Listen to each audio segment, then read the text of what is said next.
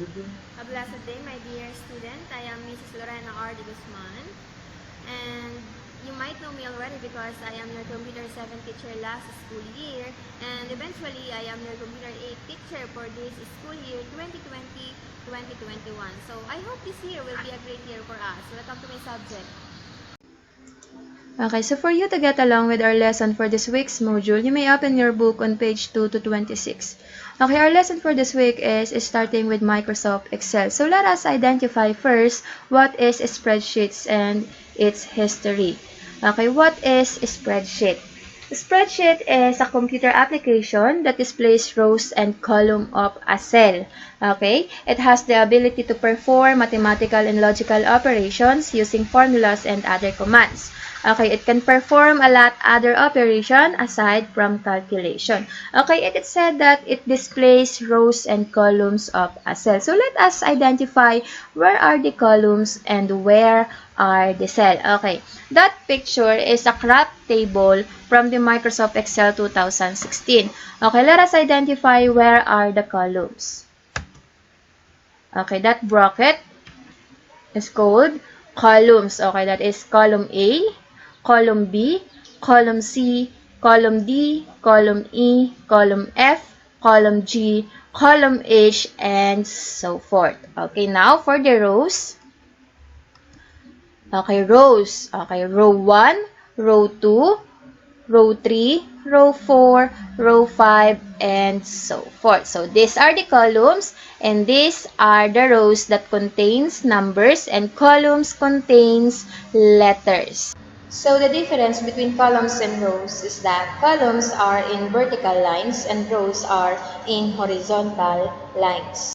Let's talk about the history of spreadsheet. Okay, paper spreadsheet. So, meaning papel daw muna ang unang ginamit ng mga bookkeepers and accountants for computations. Okay, paper spreadsheets are used for bookkeepers and accountants to keep record of mostly business transactions such as sales, expenses, collections, and payments. Okay, the term spreadsheet is a compound word from the term spread and sheet. Okay, the term spread literally signifies the two facing pages of a newspaper, magazine, or book, starting from the left, extending to the right, across the center fold, and taking the two pages as one. So, example natin ng ating spreadsheet is yung papel natin na ginagamit kapag nagbigay ng quiz si Sir or si Miss. For example, sa inyong math subject, meron kayong quiz. So, sinulatan mo yung front page ng pangalan mo and then nagkaroon kayo ng computation.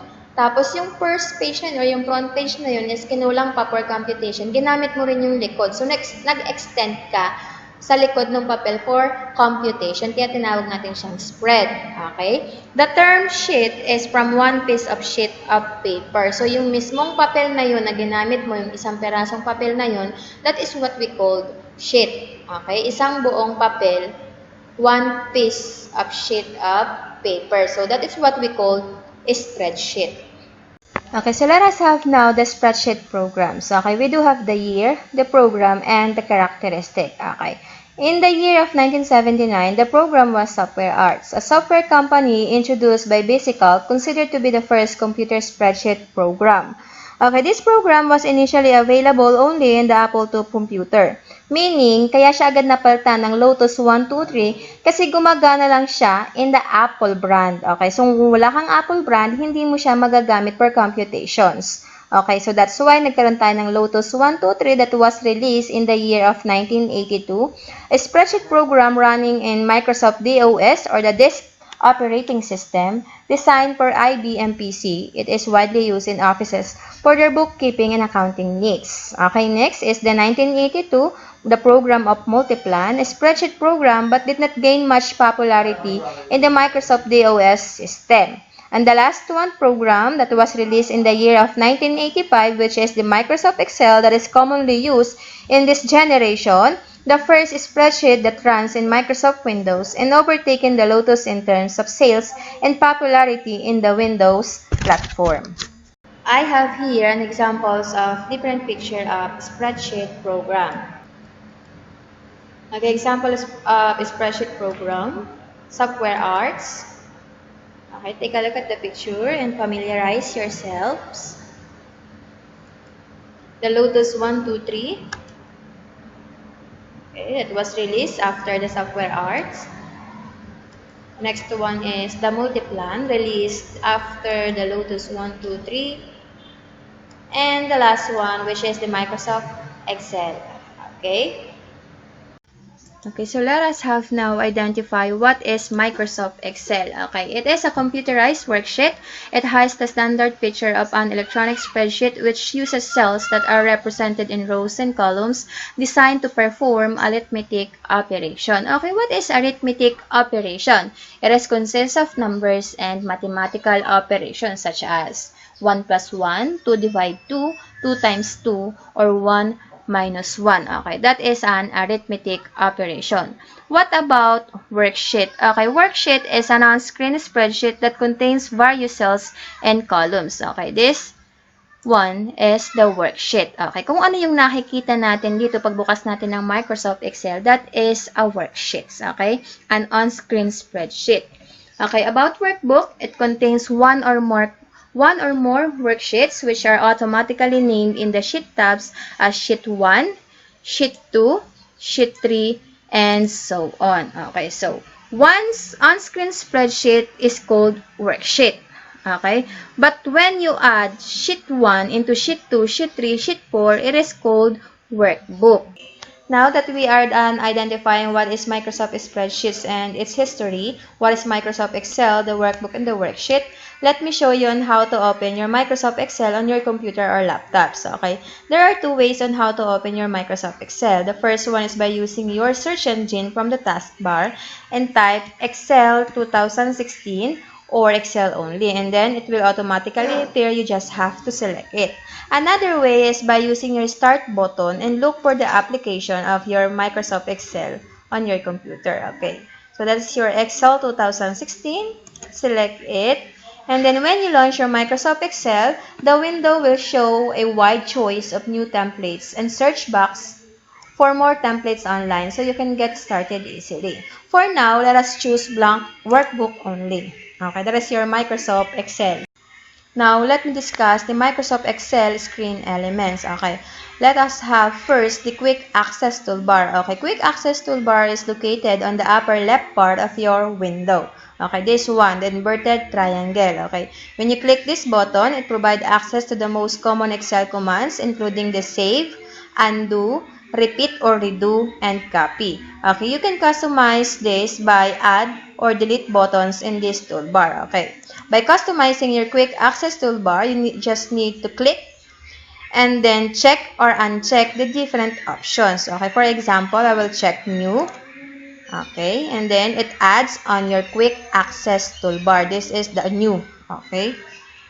Okay, another one, I will uncheck the save.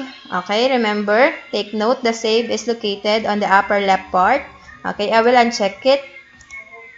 Okay, and it disappear on the quick access toolbar. Okay, that is the way on how to customize your quick access toolbar. Okay, next is your title bar. Okay, title bar is located at the upper center of your document or window.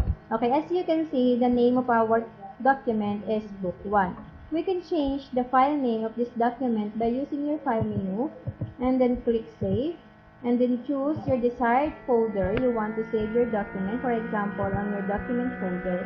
And then change your file name into your desired title, like Lorena, for example. And then click Save. Okay, now, as you can see, we changed the file name from Book 1 to Lorena. Okay, take note, title bar shows the open program and the name of the open file. Okay, the third one is the window control buttons that is located at the upper right part of your window or document. Okay, the button contains three buttons such as minimize, maximize and restore, and close button. Okay, once you click the minimize button, it will reduces the worksheet to a button size icon at the bottom of your window. Okay, this is your icon of Microsoft Excel located at the taskbar. So once you click your Excel, it will go to your default view. Okay, so that is your minimize button. The next one is the restore button. Once you click your restore button, it will reduce the view of your document and you can move your document using your mouse pointer by clicking and dragging your mouse. Okay, you can resize the document by using the arrows to your left or right, up and down. Okay, then erase your maximize button. Click your maximize button and it will go to your default view. And the last button is your close button, which automatically close your open document. Okay, next. Okay, the next one is your file menu. So once you click your file menu, you will go directly to the box page view that consists of different options such as info, new, open, save, save as, print, share, export, close, account, and options. So once you are done with your document, you can save it using your file menu and click save or save as. Okay, the fifth one is the ribbon that contains commands organized in 3 components such as tabs, groups, and commands. Okay, let me show you the ribbon using this sniping tool. Okay, this part of your document is the ribbon that consists of tabs, groups, and commands. Okay, so when we say tabs, it provides access to many tools and contains related groups. Okay, the tabs are the Home tab, New tab, Insert, Page Layout tab, Formulas tab, Data tab, Review tab, and View tab. Okay, so those are the tabs. The next one are the groups. Okay, groups organize related commands. Group names appears below the group ribbon. Okay, so yung maliliit daw natin sa ilalim na pangalan, ang tawag sa kanila ay groups. Okay? Okay, so these are the groups: the clipboard group, the font group, the alignment group, the number group, the styles group, cells group, and editing group. Okay, a group organized related commands, meaning daw yung ating mga groups ay mayroong kanya-kanyang commands. Okay, for example, in the clipboard group, we do have the paste command, the cut command, the copy command, and the format painter command. For example, in our insert tab, okay, insert tab, we do have the tables group, illustration groups, add-ins group, chart groups, and so on. On our tables group, we do have 3 commands. The 3 commands are the pivot table group commands, recommended pivot tables commands, and the table commands. Okay, take note. So, lahat ng makikita nyo inside the ribbon na makukulay na picture or clip art, ang tawag sa kanila ay commands. Okay? As you can see, we do have the line here. Okay? Meaning that line consists of different groups. For example, this line is for table groups, this line is for illustration groups, and this line is for add-ins groups. Okay, so don't forget that. Okay, again, don't forget that ribbon contains of 3 components such as tabs, Home tab, Insert tab, Page Layout tabs, groups that are located at the lower part of the ribbon, okay, and the commands that are located in between of tabs and groups. Okay, these are the commands. Okay, the colorful commands. Okay, the 8th one on our Microsoft Excel screen elements is the name box. Okay, name box show the cell reference. Okay, this one is your name box. Show the cell reference of the active cell. This can also be used to locate cell. Okay, so once you open your Microsoft Excel and you saw this cell that has a color green border, that is your active cell, meaning makikita mo kung saan nakapwesto si active cell once you look for your name box. So, take a look at it. It is in A1. Okay, meaning that is column A, row 1. Okay. Next is the formula bar that is located below the ribbon. This is the formula bar. Okay, this is the area where you can type or edit text and formulas. For example, on your column A, row 1, you want to type the word name. On your column B, row 1, you want to type the word age. And on column C, row 1, you want to type the word birthday. And then you want to edit your text. Okay, the word birthday doesn't have letter H, so you want to edit the word birthday. Okay, so use your formula bar in editing text. Okay, you just have to point your insertion point on the area where you want to add or add letter H. Okay, birthday. Okay, letter H. Okay.